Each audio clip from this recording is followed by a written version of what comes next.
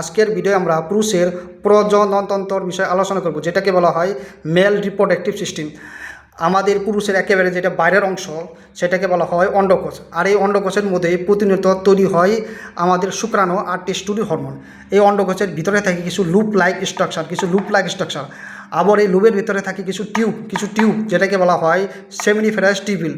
আর এই সেমিনিফেরাস টিউবিলের মধ্যে প্রতিনিয়ত তৈরি হয় আমাদের শুক্রাণু। তো শুক্রাণু তৈরি হওয়ার পরে আমাদের শুক্রাণু পচে রেটিটিস্টিস। এই রেটিটিস্টিস দেখতে একেবারে জালের মতন নালী। তারপরে এই নালী থেকে আমাদের শুক্রাণু পথে ভাষা ইফারেন্সিয়া পথে, যেটাকে বলা হয় সুটোনালীর দিকে আমাদের শুক্রাণু পচে ইপিডিডিডাইমিস, যেটা সাধারণভাবে লং কয়েল লাইক স্ট্রাকচার।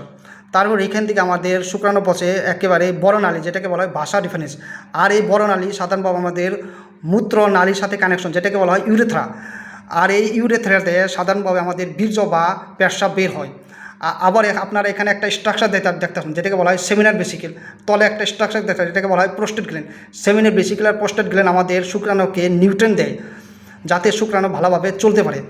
এখন প্রশ্ন হতে পারে, তাহলে আমাদের পেশাব কীভাবে বের হয়?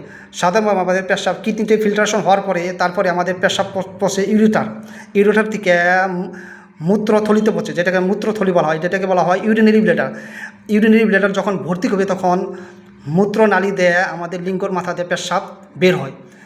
আর এই মূত্রনালী দেয় যেটাকে বলা হয় ইউরেথার। এই ইউরেথার দেয় সাধারণভাবে বীর্য বা পেশাব বের হয়।